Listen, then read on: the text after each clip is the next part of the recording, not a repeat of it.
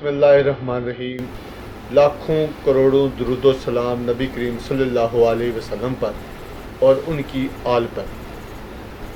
ایک بار پھر میں ایک نئے مہمان کے ساتھ ہارٹ ٹاک میں سردار طاہر آپ کی خدمت میں حاضر ہوں۔ آج جو میری شخصیت ہے وہ گجرانوالہ کینٹ پاکستان کے ایک معروف مذہبی گھرانے سے تعلق ہے ان کا، اور پیشے کے لحاظ سے ایک بزنس مین ہے، اور وہ بنیادی طور پر ایک نظریاتی جماعت اسلامی پاکستان کے رکن ہیں، اور ایک طلبہ تنظیم سے انہوں نے اپنی سیاسی زندگی کا سفر شروع کیا، اور دیار غیر میں بھی اپنے روزگار کی تلاش میں گئے، اور وہاں بھی جا کے جماعت اسلامی سے وابستہ رہے، اور پاکستان میں آ کے اپنا ذاتی بزنس شروع کیا۔ آج ان کے ساتھ ایک خوبصورت گفتگو ہوگی، اور اس کے اوپر ایک تفصیلی معاملات جو جماعت اسلامی کے حوالے سے ہوگی، موجودہ حالات کے اوپر ہوگی، اور ان کی ذاتی زندگی کے حوالے سے۔ اور ان کا نام محمد ارشد صدیق چغتائی ہے۔ تو ان سے گفتگو شروع کرنے سے پہلے ایک لیتے ہیں ایک چھوٹا سا بریک۔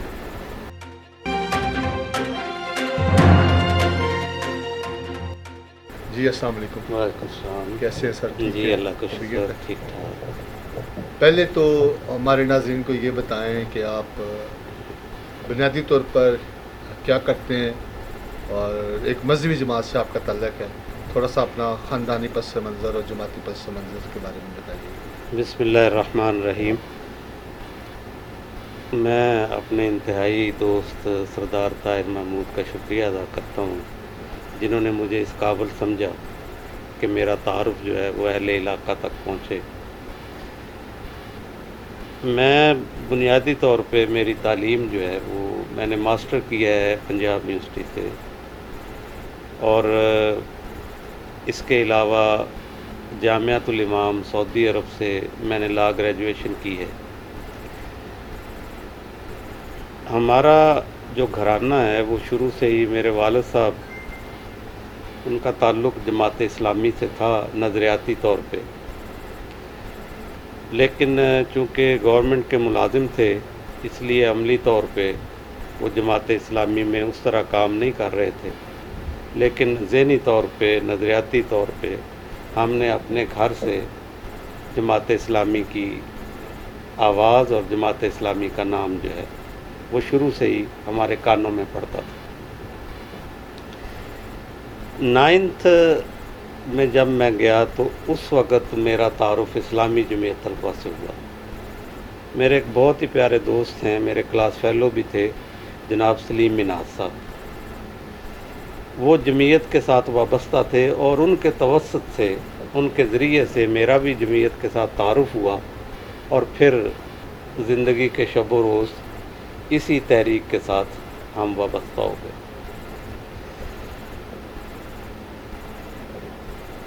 میٹرک میں نے واک اینڈ سے کیا۔ والد صاحب چونکہ واپڈا میں ملازم تھے، بطور ایکسین وہ ریٹائرڈ ہیں، اور اس کے بعد ابھی پچھلے سال 25 اکتوبر 2020 کو قضائے الہی سے ان کی وفات ہوئی ہے۔ زندگی کے بڑے خوبصورت دن انہوں نے گزارے ہیں، اور بڑی اچھی یادیں جماعت اسلامی کی ان سے اور ان کی جماعت اسلامی کے ساتھ وابستہ ہیں۔ تو چونکہ سرکاری ملازم تھے اور مختلف جگہوں پہ ٹرانسفر ہو جایا کرتی تھی، تو کبھی ایک سال کہیں پہ ہوتے تھے، دوسرے سال کہیں پہ۔ تو 9th میں نے یہاں راولی کینٹ سے فیڈرل پبلک اسکول جو ہے FG ہائی اسکول وہاں سے کیا، اور اس کے بعد میٹرک جو ہے وہ وا کینٹ اسکول سے، ہائی اسکول سے میٹرک کیا۔ لیکن وہ دور تھا 77 کا۔ 76 میں نے میٹرک کیا، اور 77 میں گورنمنٹ اصغر مال کالج راول پنڈی، وہاں میں نے میڈیکل میں ایڈمیشن لیا۔ تقریباً 8-9 مہینے پڑھائی کے بعد جو تحریک تھی بھٹو صاحب کے خلاف، قومی اتحاد کی، جس کے سربراہ مفتی محمود صاحب تھے، وہ شروع ہو گئی اور اس کی وجہ سے کالجوں اور یونیورسٹیوں میں چھٹیاں ہو گئیں. تو وہ دور تھا جب تقریباً 8-9 ماہ کالجز بند رہے. تو ہم یہاں راولی واپس آئے تو فراغت تھی. تو والد صاحب نے مجھے کہا کہ جامعہ عربیہ میں اگر ایڈمیشن لے لو تو اس اثناء میں دین جو ہے وہ حاصل کر لیا جائے جتنی چھٹیاں ہیں. لیکن میری خوش قسمتی ہے کہ میں اس علم کی طرف چلا گیا جو واقعتاً ہماری نجات کا اور ہمیں سیدھے راستے کی ہدایت کے لیے جو علم بہت ضروری ہے. حضور اکرم صلی اللہ علیہ وسلم کا فرمان ہے کہ من یرد اللہ بہ خیرا یفقہہ فی الدین، کہ اللہ جس کے ساتھ بھلائی کا ارادہ کرتا ہے اس کو دین کی سمجھ عطا کر دیتا ہے. پھر میں وہاں پڑھتا رہا.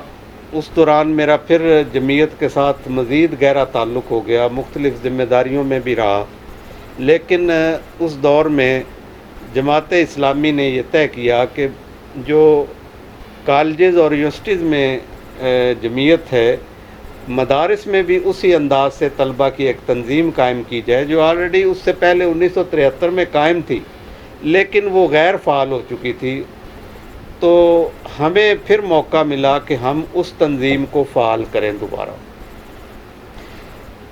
1978 میں ہم نے اس کو دوبارہ شروع کیا اور اس میں مرکزی سطح کی ذمہ داریاں جو ہیں وہ ہم نے ادا کی.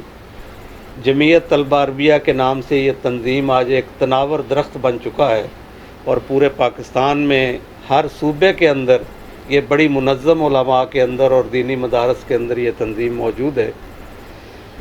اور ہمیں یہ اعزاز حاصل ہے، میں اور میرے اس دور کے دوستوں کو، جن میں کچھ تو اللہ کو پیارے ہو چکے ہیں اور کچھ ابھی حیات ہیں، کہ ہم نے اس جمعیت کو ایک دستور دیا،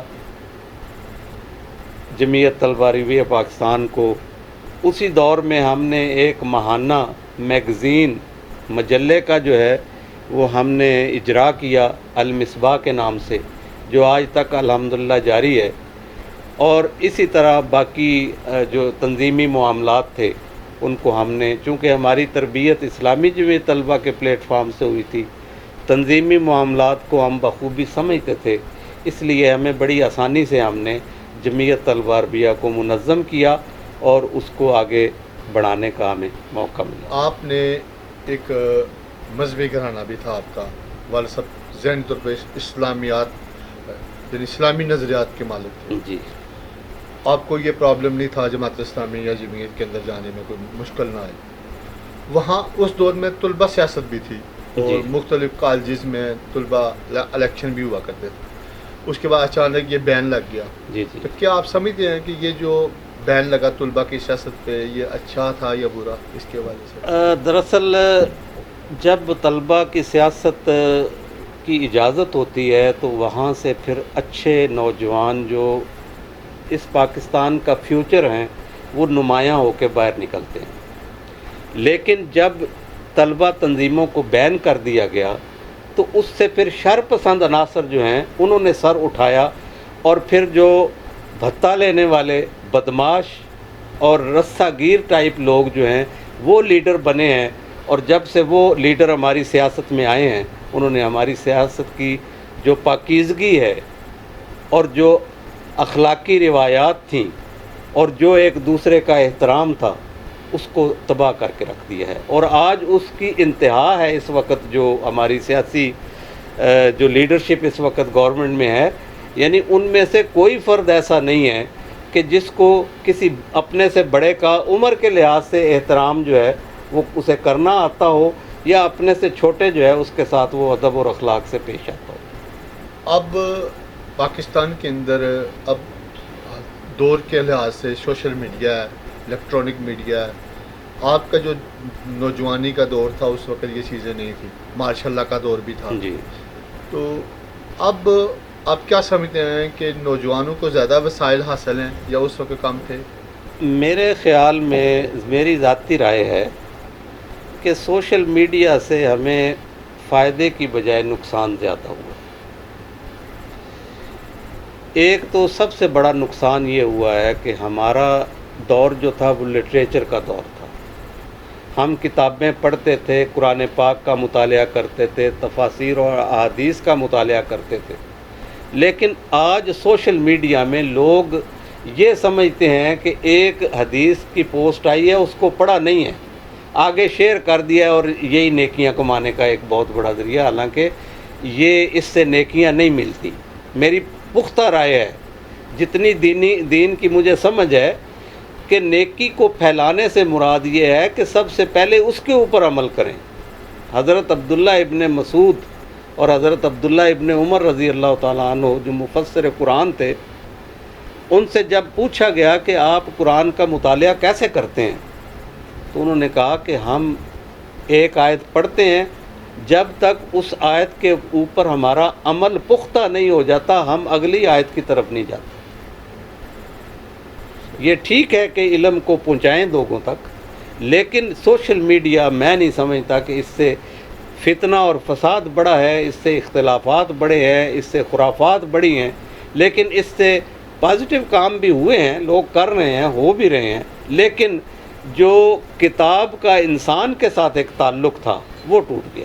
آپ نے کہا کہ سوشل میڈیا کے ہم بگاڑ زیادہ آیا ہے اور اس کے فوائد کم لیے لوگوں نے جتنے اس کو لینے چاہیے. جی جی.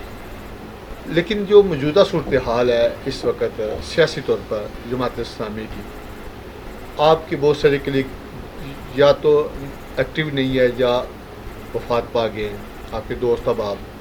موجودہ دور کے اندر جماعت اسلامی یا جمعیت کی آپ کیا پوزیشن سمجھتے ہیں اس وقت؟ دیکھیں، جماعت اسلامی کو اپنی پرانی قدریں بحال کرنا پڑیں گی.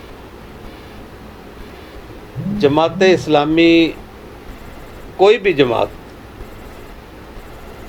اگر کوئی یہ سمجھتا ہے کہ سوشل میڈیا کے ذریعے سے وہ الیکشن جیت سکتا ہے تو یہ ناممکن. اس دور میں جب سوشل میڈیا نہیں تھا تب عوامی سروے ہوا کرتے تھے اخباروں کے اندر.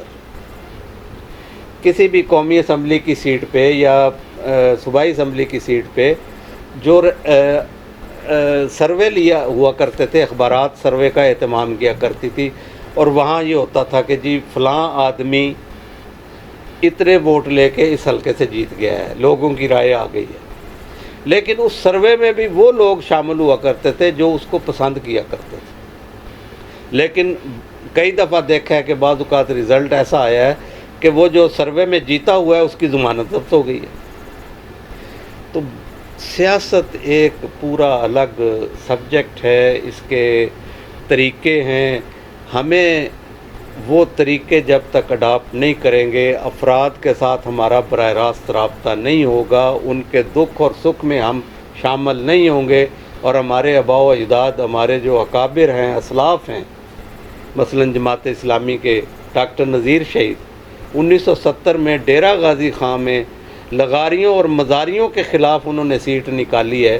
تو وہ سیٹ اس قبائلی گرفت کے اندر، جو قبیلے کی گرفت تھی، وہاں سے اگر سیٹ نکالی ہے تو ایسے نہیں نکالی، وہ اپنے کام سے نکالی ہے. اور اس کے ساتھ ہمارے ایک ساتھی جماعت اسلامی کے چودھری اصغر گجر صاحب لیا سے، یعنی وہ دور جس میں نواز شریف اگر نے کہا 99 کا جو الیکشن جس میں وہ اس کی حکومت تھی کہ درخت کو بھی اس نے کہا لوگوں کو ووٹ دو، تو لوگ ووٹ دینے کے لیے تیار تھے.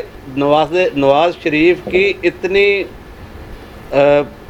مقبولیت کے باوجود چودھری اصغر گجر صاحب کو نہیں ہرا سکتے. یہ تھی ان کی اپنے اس پروفیشن کے ساتھ جو سیاست ہے، جو کمٹمنٹ تھی ان کی، کہ پھر لوگوں کے ساتھ اتنا مضبوط رابطہ تھا، نہ لوگ کسی کے ڈرنے کی وجہ سے کسی نے اس کو چھوڑا اور نہ کسی لالچ میں آ کے اس کو چھوڑا.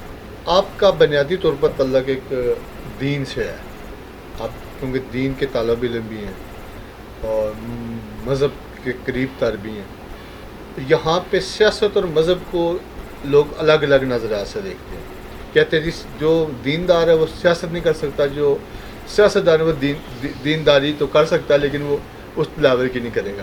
کیا مذہب سیاست کرنے کی اجازت دیتا ہے؟ جی بات یہ ہے کہ ہمارا دین جو ہے سیاست اس کا ایک جز ہے،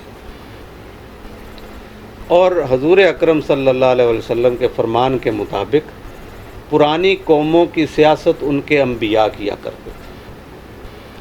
سیاست یہ ہے کہ نظام حکومت کو چلانے کے لیے بہترین حکمت عملی اختیار کرنا، اس کو سیاست کہتے ہیں۔ نظام حکومت کو چلانے کے لیے بہترین حکمت عملی اختیار کرنا، اس کو سیاست کہتے ہیں۔ آج جس جھوٹ کا اور جس فراڈ کا اور جس دھوکے کا نام سیاست رکھ دیا گیا ہے، اس کا دین سے کوئی تعلق نہیں۔ ہم اس سیاست کے قائل ہیں جو حضرت ابو بکر صدیق رضی اللہ تعالیٰ عنہ نے حضور اکرم صلی اللہ علیہ وسلم کے بعد کی۔ ہم اس سیاست کے قائل ہیں جو حضرت عمر فاروق رضی اللہ تعالیٰ عنہ نے قائم کی۔ ہم اس سیاست کے قائل ہیں جو حضرت عثمان غنی اور پھر حضرت علی رضی اللہ تعالیٰ عنہ نے اپنے دور میں قائم کی۔ وہ سیاست ہی جماعت اسلامی اسی سیاست کا احیاء چاہتی ہے اور اسی سیاست کو اس ملک میں رائج کرنا چاہتی ہے۔ باقی جو لوگ اس ابہام کو پیدا کرتے ہیں کہ جی دین الگ ہے اور سیاست الگ ہے، تو ان کو میں یاد دلاؤں گا کہ شاعر مشرق علامہ اقبال کا وہ شعر یاد رکھیں کہ جدا ہو دین سیاست سے تو رہ جاتی ہے چنگیزی۔ آج ہمارے جن لوگوں نے دین کو سیاست سے الگ کیا ہے وہ اس کا خمیازہ بھی بھگت رہے ہیں، اور پاکستان کے اندر جس چنگیزیت کا غلبہ ہے اور جو حکمران ہے اس وقت، اس کا سامنا بھی کر رہے ہیں۔ موجودہ دور کے اندر یا ماضی کے اندر ہم دیکھتے آئے ہیں کہ جماعت اسلامی کنفیوژن کا شکار اس وقت زیادہ ہے۔ کبھی وہ کسی اتحاد کا حصہ دار بن جاتے ہیں، کبھی وہ خود ایک تحریک کرنا شروع کر دیتے ہیں حکومت کے خلاف۔ پچھلے ادوار میں یہ بھی دیکھا کہ ایک صوبے میں ہم حکومت میں بیٹھے ہوتے ہیں، دوسری طرف وہ اس حکومت کے خلاف لشکر تان کے کھڑے ہوتے ہیں۔ اس کنفیوژن کی کیا وجہ ہے؟ جماعت اسلامی جماعت اسلامی کسی کنفیوژن کا شکار نہیں ہے۔ یہ حکمت عملی اس کو کہتے ہیں، اسٹریٹجی کہتے ہیں۔ اپنے ہدف کو حاصل کرنے کے لیے ہم کون سا لاہ عمل اختیار کریں۔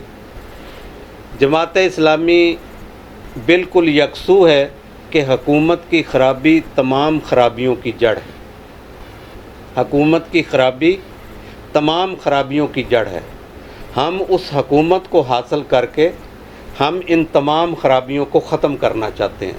اس حکومت تک پہنچنے کے لیے ہمارا جو طے شدہ راستہ ہے وہ جمہوری راستہ ہے اور انتخابات کا راستہ ہے۔ انتخابات کے راستے سے ہم اس حکومت کو حاصل کرنا چاہتے ہیں۔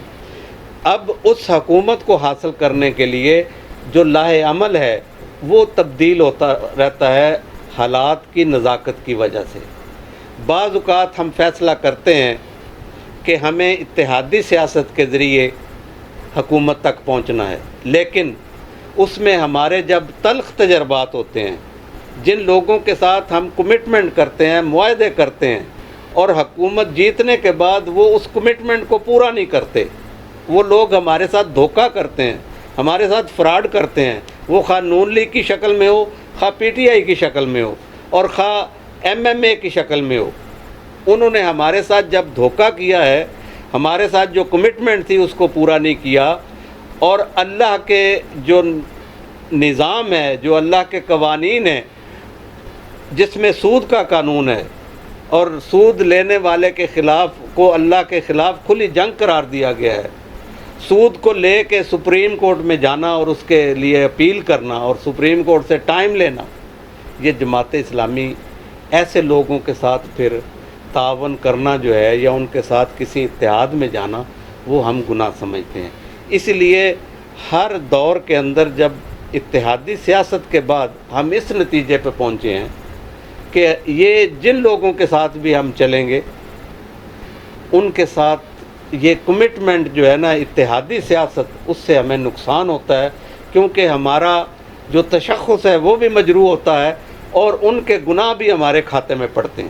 اس لیے اب جماعت اسلامی نے یہ طے کر لیا ہے کہ ہم اکیلے اس نظام کے خلاف لڑیں گے اور لوگوں کے ساتھ براہ راست جائیں گے، اور لوگوں کو بھی اب چاہیے کہ وہ جماعت اسلامی کے اوپر اعتماد کریں۔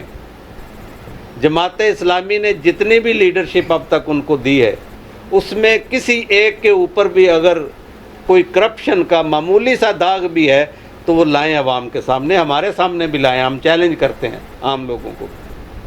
جماعت اسلامی مولانا ابو علا مودودی رحمۃ اللہ ان کے امیر تھے، اس کے بعد میاں طفیل صاحب آئے، اس کے بعد اچانک جماعت اسلامی کے اندر ایک تبدیلی آئی قاضی حسین احمد کے روپ میں، جنہوں نے جماعت اسلامی کو مذہب کے ایک گروہ سے نکال کے ایک سیاسی تنظیم کے طور پر عوام کے سامنے 90 کے دور میں متعارف کروایا۔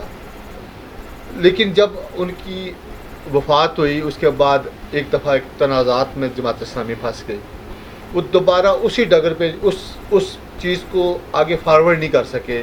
ان کے وہ جو نائب تھے، جماعت اسلامی وہ ہدف حاصل نہیں کر سکی جو قاضی حسین احمد صاحب چند سالوں کے اندر حاصل کیا، مقبولیت کا گراف کہاں سے کہاں لے گئے۔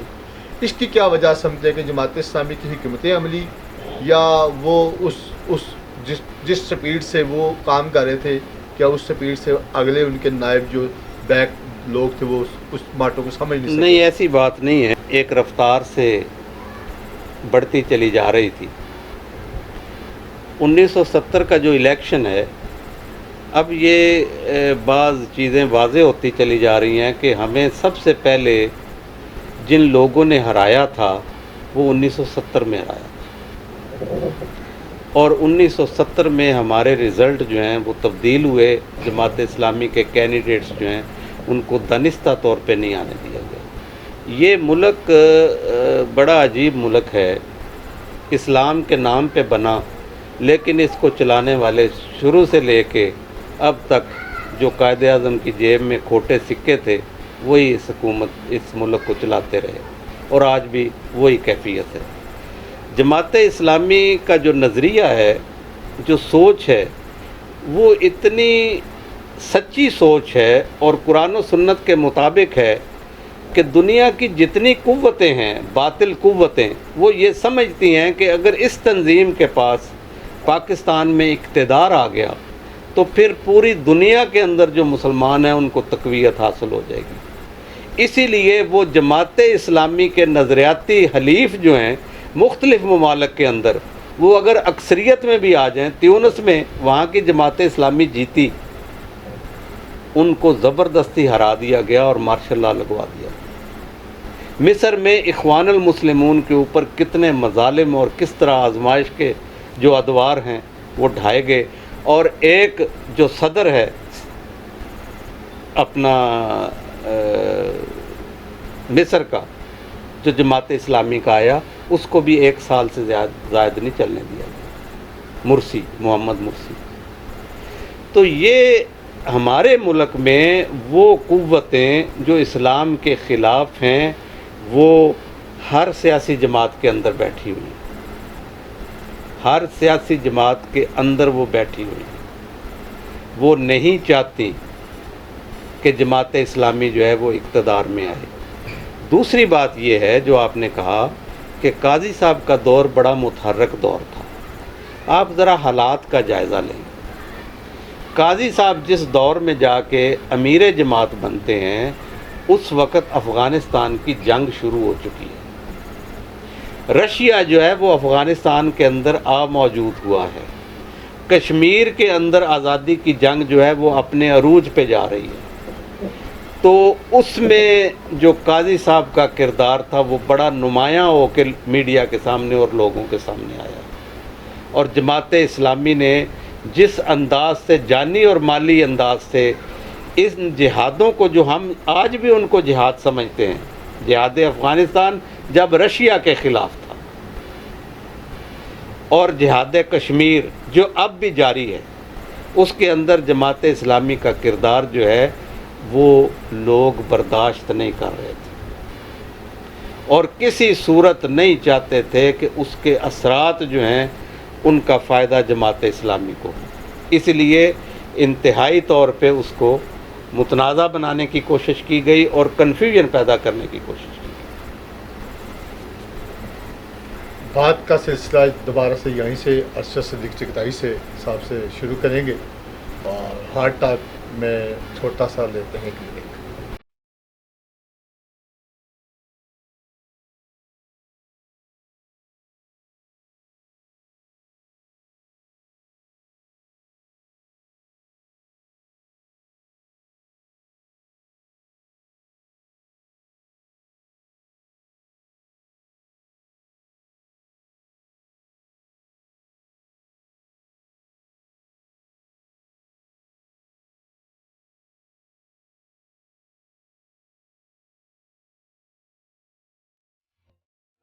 آج جو میری مہمان شخصیت ہیں وہ محمد ارشد صدیق چغتائی صاحب ہیں، جو ممبر کنٹونمنٹ بورڈ حلقہ نمبر 6 سے ہیں، اور ان سے ایک تفصیلی گفتگو ہو رہی ہے سیاسی، سماجی اور مذہبی حوالے سے۔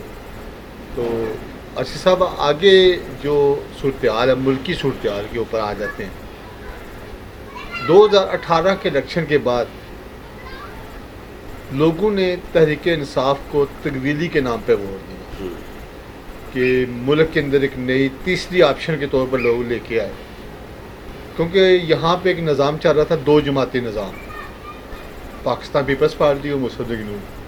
اچانک سے ایک تیسری پارٹی آئی اور اس نے آ کے پورے ملک کے اندر ایک نئی سوچ، نئی تحریک شروع کی۔ اس کے ساتھ چھوٹی اور مذہبی جماعتیں کچھ کافی عرصے سے تھیں، لیکن جو مقبولیت عمران خان صاحب کو ملی 2013 کے الیکشن کے بعد، تو لوگوں نے تبدیلی کے نام پہ 2018 میں ان کو ووٹ دیا۔ تو کیا سمجھتے ہیں کہ عمران خان صاحب جو وعدے جو کر کے آئے تھے، جو موجودہ صورتحال ہے اس کے اندر جماعت اسلامی بھی اس وقت تحریک چلا رہی ہے حکومت کے خلاف، آپ کیا سمجھتے ہیں کہ ملک کے کیا صورتحال ہے، موجودہ صورتحال؟ دیکھیں جی، میں اس حوالے سے اس سے پہلے بھی بڑا کلیئر تھا، اور اس گورنمنٹ کے آنے سے پہلے بھی، اس لیے کہ دو بڑے ہمارے ملک کے بہترین لوگ، جن میں ڈاکٹر اسرار احمد رحمۃ اللہ علیہ اور حکیم سعید صاحب رحمۃ اللہ علیہ، ان دونوں نے یہ بتا دیا تھا کہ یہ بندہ کون ہے، اس کو لانے والے کون ہیں، اور اس وقت سیاست میں اس کا نام و نشان نہیں تھا، اور کون سی عالمی قوتیں ہیں جو بڑی پلاننگ کے ساتھ اس کو سیاست کے میدان میں لائیں گی اور پھر پاکستان کی حکومت میں لائیں گی، اور وہ آ گیا۔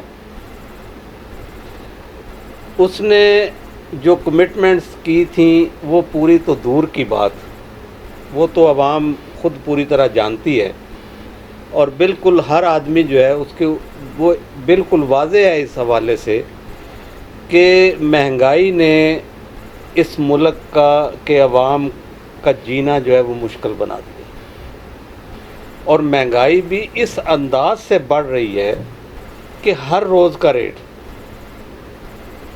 پھر جتنے بھی مافیاز ہیں،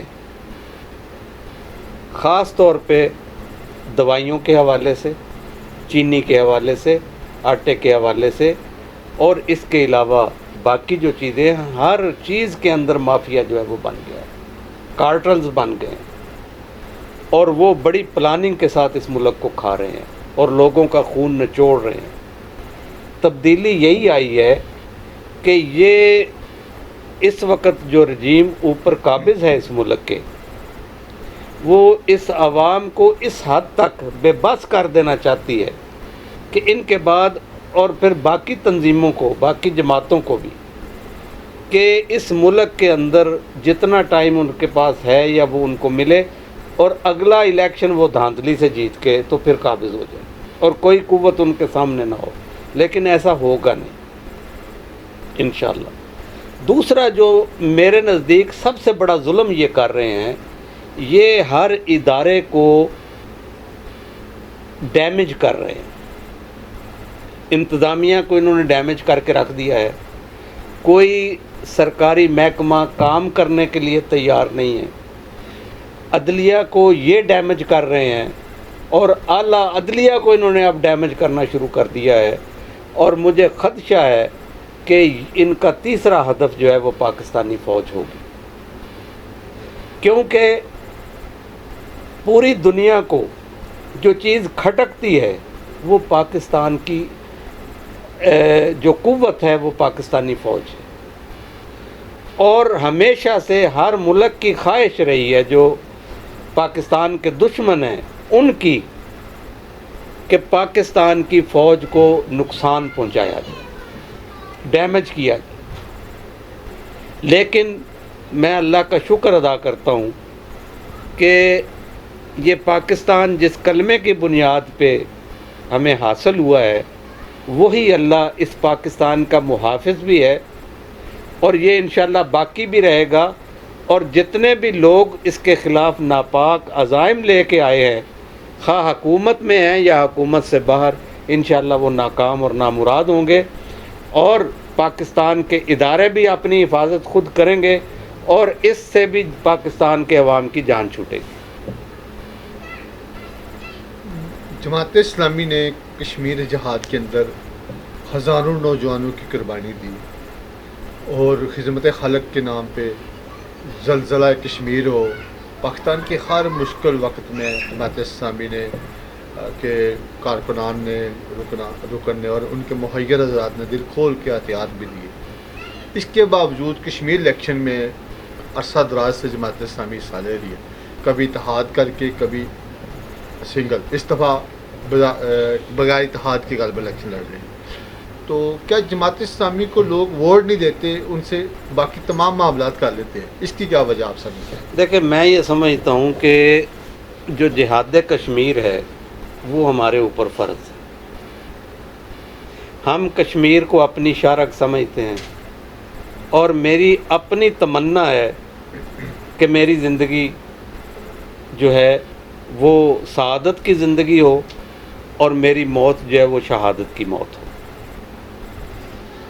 باقی رہ گئی الخدمت کی بات، تو جماعت اسلامی نے پورے پاکستان کے اندر، کشمیر کے اندر اور پوری دنیا کے اندر یہ بات ثابت کر دی ہے کہ اگر بے لوث عوام کی خدمت کرنے والی کوئی جماعت ہے تو وہ صرف جماعت اسلامی ہے۔ لیکن ہم نہ جہاد کشمیر کی وجہ سے اور نہ لوگوں کی خدمت کے بدلے میں ہم ان سے ووٹ کے طلبگار نہیں ہیں۔ ہم اپنی اس نیکی کو جو ہم جہاد کشمیر کے حوالے سے کر رہے ہیں یا جو الخدمت کے حوالے سے کر رہے ہیں، ہم اپنی ان نیکیوں کو ضائع نہیں کرنا چاہتے۔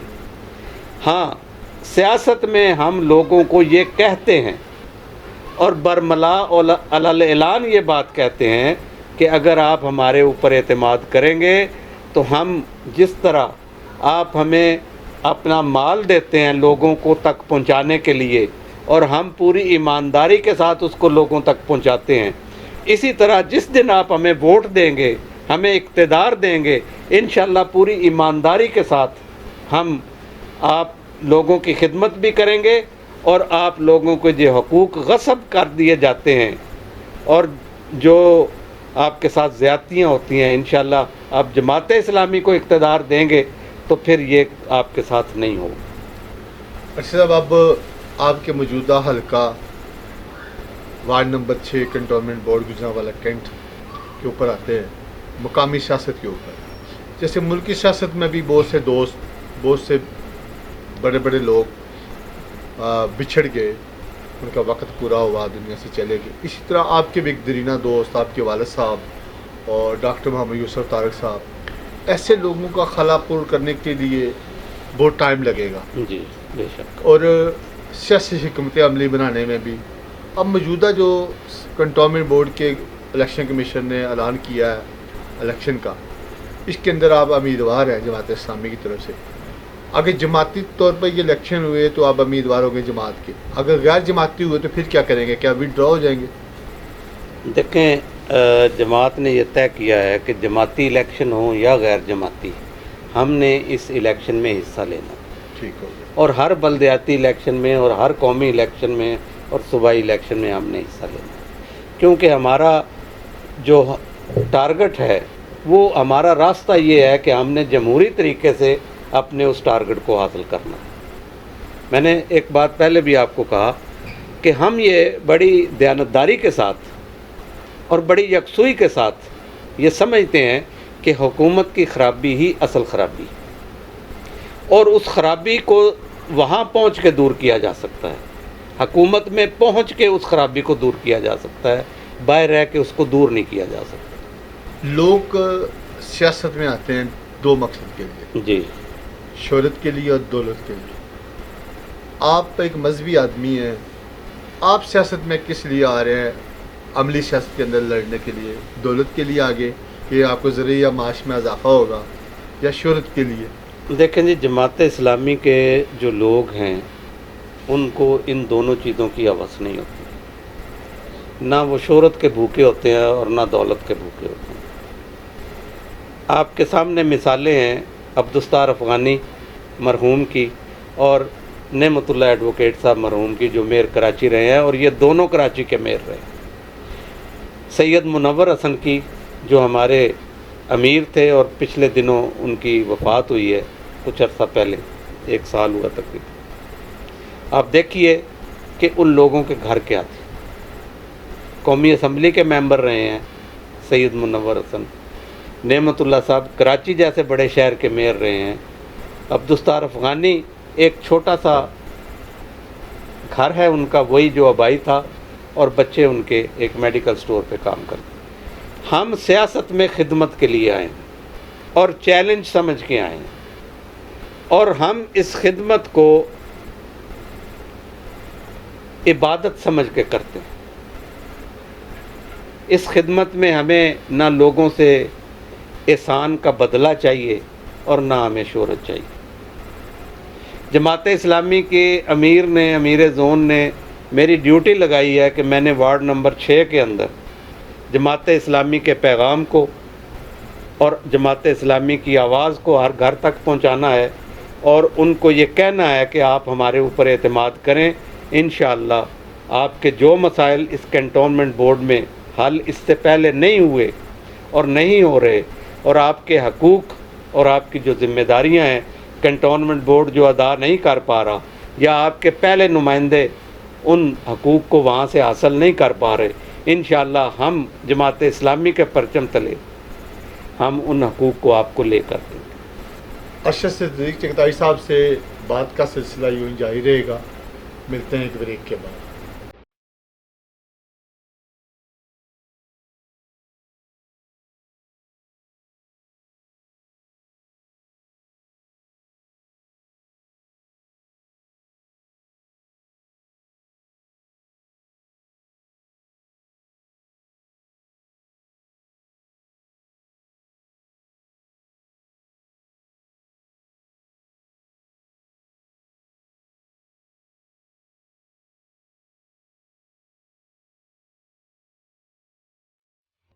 سلسلے کو دوبارہ سے شروع کرتے ہیں، اور ارشد صدیق چغتائی صاحب آج ہمارے مہمان ہیں ہارٹ ٹاک کے۔ تو اب ہم بات کرتے ہیں موجودہ صورتحال پہ، جو آپ کا علاقہ ہے، کنٹونمنٹ بورڈ کا الیکشن ہے۔ یہاں پہ برادری کی سیاست ہے، آپ کی تو آپ کے حلقے میں اب برادری نہیں ہے، اور پیسے کی سیاست ہے۔ تو آپ پیسہ لگائیں گے، یا برادری آپ کی تو ہے نہیں اس حلقے کے اندر، نہ ہونے کے برابر ہے، تو کیسے آپ اس الیکشن میں جیتنے کی کوشش کریں گے؟ جی دیکھیں، جماعت اسلامی جو ہے اس کے اندر نہ برادری ہے نہ پیسہ ہے۔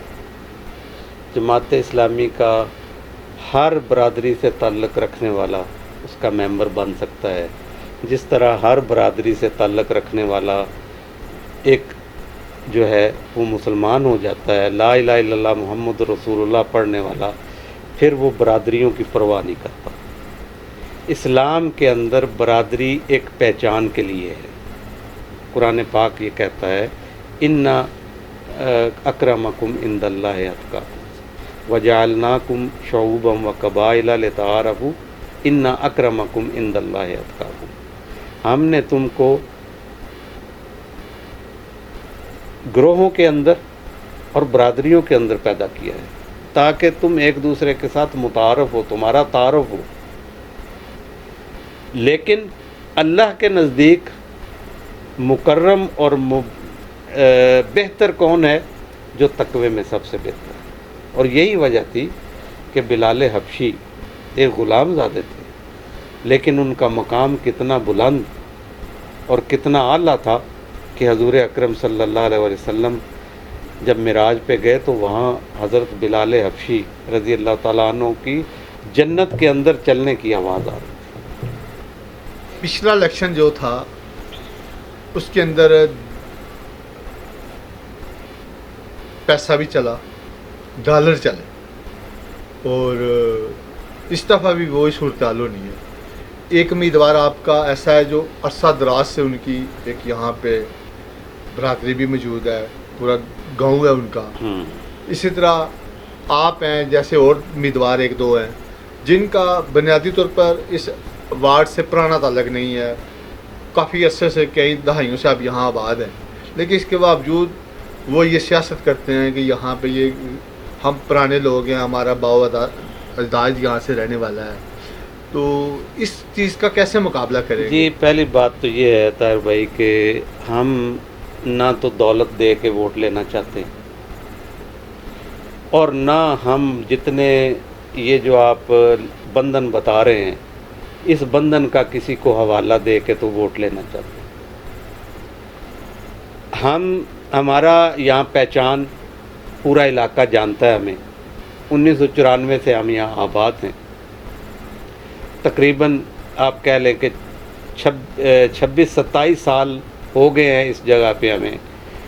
ہمارے حوالے سے آپ سروے بھی کر سکتے ہیں، لوگوں سے پوچھ سکتے ہیں، ہمارے انشاءاللہ بدترین جو مخالف ہیں وہ بھی اس بات کا ضرور اعتراف کریں گے کہ ہم نے آج تک نہ کسی کے ساتھ زیادتی کی ہے اور نہ کسی کے ساتھ کوئی ظلم اور کسی کے ساتھ کوئی غلط کوئی کام جو ہے وہ ہمارے ہاتھ سے ہوا ہے۔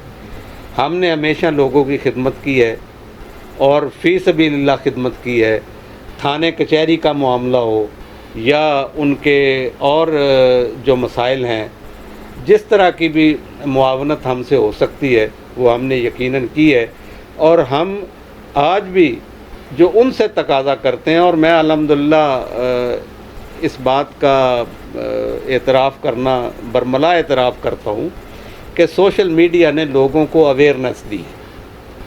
اب وہ آج سے 10 سال یا 5 سال پرانا دور نہیں رہا کہ جب لوگ چند روپوں کی خاطر انہوں نے اپنا ضمیر بیچ دیا اور اپنا ووٹ بیچ دیا۔ میرا خیال ہے کہ لوگ اب اس چیز کو ریئلائز کریں گے اور اپنے حقیقی نمائندے جو ہیں ان کا انتخاب کریں گے، اور دیکھیں گے اپنی یاریاں دوستیوں کو بھلا کے، برادریوں کو بھلا کے، اور اپنے سیاسی تعلق کو بھی بھلا کے وہ ان لوگوں کو ووٹ دیں گے جن کو وہ واقعتاً اپنا سمجھتے ہیں کہ وہ ان کی نمائندگی جو ہے اس کا حق ادا کر سکیں۔ لوگ یہ کہیں گے، اور ہوتی بھی ہے بات حلقے کے اندر، کہ ٹھیک ہے جی یہ بندہ بڑا شریف ہے، اچھا ہے، پرہیزگار ہے، نمازی بھی ہے، لوگوں کی مدد بھی کرتا ہے، لیکن یار یہ ہمارے سیاسی معاملات یہ نہیں ادا کر سکتا، وہاں پہ تو بہت کچھ کرنا پڑتا ہے، تھانے بھی ہمارے جائز اور ناجائز کام بھی کرنے پڑتے ہیں، تو ایسے بندوں کو ہم ووٹ نہیں دیں گے۔ اس چیز کا کیسے توڑ نکالیں گے آپ؟ دیکھیں جی، جو یہ سوچ ہوتی ہے نا یہ دانستہ طور پہ پھیلائی گئی ہوتی ہے۔ مجھے آپ یہ بتائیے کہ اس علاقے میں کتنے لوگ ہیں جو کرمینل ہیں کہ جن کو ہر روز تھانے سے واسطہ پڑتا ہے؟ ریشو نکال لیں، آپ کو 1% بھی نہیں ملیں گے۔ لیکن جو پروپیگنڈا ہے وہ یہ کیا جاتا ہے کہ جی تھانے کچہری میں اگر کوئی مسئلہ ہو گیا تو یہ نہیں جائے گا۔ جماعت اسلامی لوگوں کے تھانے کچہری کا بھی کام کرتی ہے، اور اسلامک لائر فورم باقاعدہ وکلاء کا ہمارا موجود ہے، جو ان لوگوں کے ساتھ تعاون بھی ہم کرتے ہیں کہ جو فیس بھی نہیں دے سکتے، اور ہم ان کو اکیلا نہیں چھوڑتے اور نہ لوگوں کو بیچتے ہیں۔ یہاں تو وہ لوگ ہیں جو تھانے میں بھی لوگوں کو بیچ کے تو ان کے خود بھی کمیشن لیتے ہیں اور ان کو بھی پھنساتے ہیں اور پھر ان کو رہا کرواتے ہیں۔ یہ تو لوگ کاروبار کرتے ہیں اور ہر آدمی جانتا ہے کہ کون یہ کاروبار کرنے والے ہیں۔ اسی طرح جب وکیلوں کے پاس کچہریوں میں لے کے جاتے ہیں، وکیلوں کے ساتھ ان کی کمیشن طے ہوتی ہے فیسوں کے اندر، ہم جانتے ہیں پوری طرح ان چیزوں کو ساری کو۔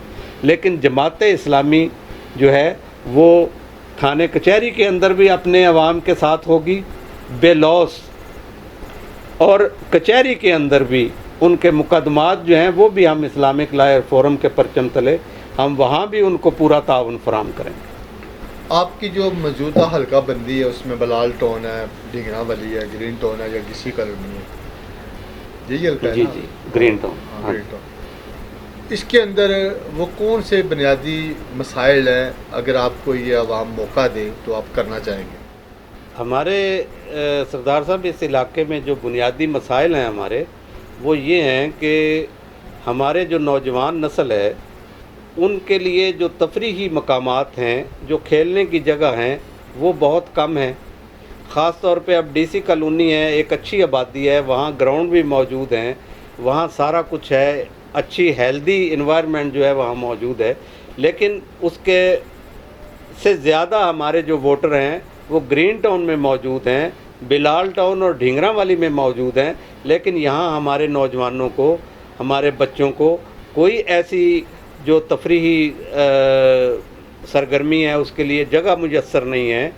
स्कूलों का मामला जो है वो हमारे लिए यहाँ बड़ा ही मुश्किल हो गया है। इसके अलावा हमारे इस इलाके में जो दूसरा बड़ा मसला है वो पानी का मसला है। हमारा ख़ास तौर पे जो पीने का पानी है वो काफ़ी हद तक ख़राब हो चुका है। उसके लिए फ़िल्टर लगाए गए हैं, लेकिन वो फ़िल्टर जो है उनका पानी भी जो है वो अब आहिस्ता आहिस्ता ख़राब होता जा रहा है। तो चाहिए ये कि एक ऐसी कंटोनमेंट बोर्ड की सतह पे बड़ी टैंकियां जो हैं वो नस्ब की जाएं और बहुत गहरा पानी जो है ज़मीन से वो निकाल के लोगों को घरों तक पहुंचाया जाए। तीसरा जो बहुत बड़ा मसला है हमारे यहाँ वो ये है कि जब बारिश होती है तो ये जितनी सर्विस रोड हैं, चौक पे आग देख लें, ग्रीन टाउन के बाहर ये जितने गोरमे बेकरी और बैंक हैं उनके सामने थोड़ी सी बारिश होती है तालाब बन जाता है। अब मुझे हैरानी इस बात की है कि जो सर्वे करने वाले हैं और जो यहाँ के इंजीनियर हैं उनको ये चीज़ क्यों नहीं समझ आ रही कि हम इसको इस अंदाज से पानी का इंतज़ाम करें सीवरेज का कि बारिश के ठीक आधे घंटे बाद सड़क के ऊपर पानी नज़र नहीं आना चाहिए।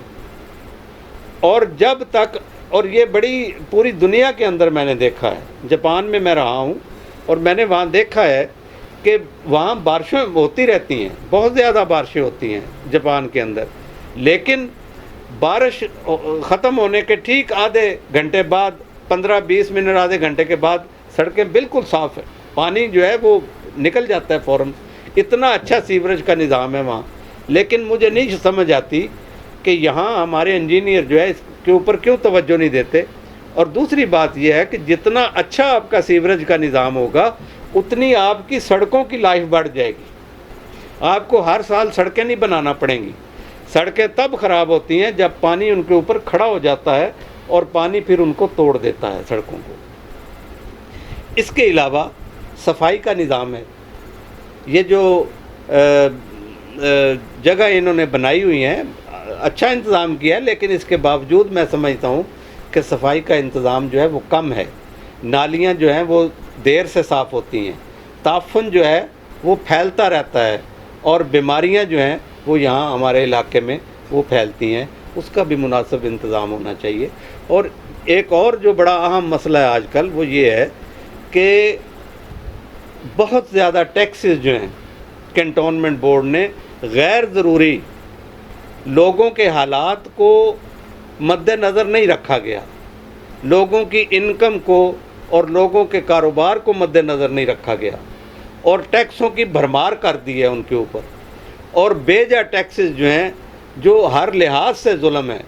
मैं उनसे गुजारिश भी करूंगा कैंटोनमेंट बोर्ड वालों से कि वो मेरी अगर ये बात सुन रहे हों या सुने तो उनको इसके ऊपर गौर करना चाहिए और रहम दिलाना हमदर्दी के साथ इस आवाम को जो उनके इस दायरा कार के अंदर रहती है उसके लिए पूरी हमदर्दी के साथ उनको गौर करना चाहिए कि जितना इस दौर के अंदर कि जब लाखों लोग बेरोज़गार हो गए हैं, पूरी दुनिया के अंदर कोरोना ने लोगों को मफलूज करके रख दिया है। वो लोग जो बाहर नौकरियां करते थे, कमाई पाकिस्तान में भेजते थे, वो बुरी तरह मुतासर हुए हैं। और ऐसी सूरत में जब दुनिया के लोग اور پاکستانی خاص طور پہ یعنی دن بدن ان کی انکم جو ہے وہ کم ہوتی جا رہی ہے، اس دور میں آپ لوگوں کے اوپر اس انداز کا ظلم کر رہے ہیں کہ ان کو بیجا اور ناجائز ٹیکس بھیج رہے ہیں اور وہ لوگ بیچارے ٹیکس ادا کرنے کے قابل نہیں ہیں، تو اس کا آپ کو خدا کے سامنے بھی حساب دینا پڑے گا۔ اور یہ دنیا کا مزرعۃ الآخرہ، دنیا مزرعۃ الآخرہ، آخرت کی کھیتی ہے۔ یہاں آپ جو کریں گے، جس انداز سے کریں گے، انشاءاللہ قیامت کے دن آپ اس کو اپنے سامنے پائیں گے۔ نیکی کریں گے تو اچھا بدلہ ملے گا، لوگوں کے ساتھ برائی کریں گے تو اس کا خمیازہ آپ کو بھگتنا پڑے گا۔ آج ہمارے ہارٹ ٹاک کے مہمان تھے محمد ارشد صدیق چغتائی صاحب، جو امیدوار ہیں حلقہ 6 کنٹونمنٹ بورڈ گوجرانوالا کینٹ۔ آج ان سے ایک تفصیلی نشست ہوئی، امید ہے آپ کو ان کی گفتگو پسند آئے گی۔ مجھے دیجیے اجازت اگلے پروگرام کے لیے۔ اللہ حافظ۔ جی، میں اپنے تمام اہل علاقہ سے گزارش کرتا ہوں اور ان کے علم میں یہ بات لانا چاہتا ہوں کہ ہمارا تعلق جماعت اسلامی سے ہے اور جماعت اسلامی کسی تعارف کی محتاج نہیں ہے۔ تمام لوگ اس جماعت کی تعلیمات سے اور اس جماعت کی جو پوری تحریک ہے پاکستان کے اندر، اس سے آگاہ بھی ہیں، اور الخدمت کے حوالے سے جو اس کی مساعی اور کوششیں ہیں ان سے بھی آگاہ ہیں۔ ہم بے لوث کام کرنے والے لوگ ہیں۔ ہم کسی آدمی سے اجرت اور معاوضہ طلب نہیں کرتے۔ ہم رشوت اور کرپشن کے خلاف اور اس کے ساتھ ہماری جنگ ہے۔ ہم لوگوں کے حق اور حقوق ان کی دہلیز تک پہنچانے کے لیے اس میدان میں آئے ہیں، اور لوگوں سے اس بات کی توقع رکھتے ہیں کہ لوگ ہمارے اوپر اعتماد کریں گے۔